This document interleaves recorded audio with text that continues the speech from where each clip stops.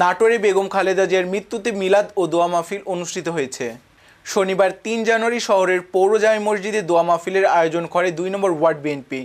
এ সময় উপস্থিত ছিলেন জেলা বিএনপির সাবেক যুগ্ম আহ্বায়ক ও ত্রয়োদশ জাতীয় নির্বাচন পরিচালনা কমিটির সদস্য সচিব ফরহাদ আলী দেওয়ান শাহীন, যুগ্ম আহ্বায়ক সাইফুল ইসলাম আফতাব, কৃষক দলের সদস্য সচিব আবু হেনা মোস্তফা কামাল, যুব দলের যুগ্ম আহ্বায়ক ওমর আলী, পৌর স্বেচ্ছাসেবক দলের সদস্য সচিব আমানত উল্লাহ আমান, পৌর শ্রমিক দলের সাধারণ সম্পাদক রাসেল আহমেদ, জেলা যুব দলের যুগ্ম সম্পাদক ঝরু, কৃষি ও মৎস্য সম্পাদক রণ, জেলা ছাত্র দলের সভাপতি সামরুল মালিথা সহ ২ নম্বর ওয়ার্ড বিএনপির নেতৃবৃন্দ আমাদের গণতন্ত্রের ব্যবসায় আল্লাহ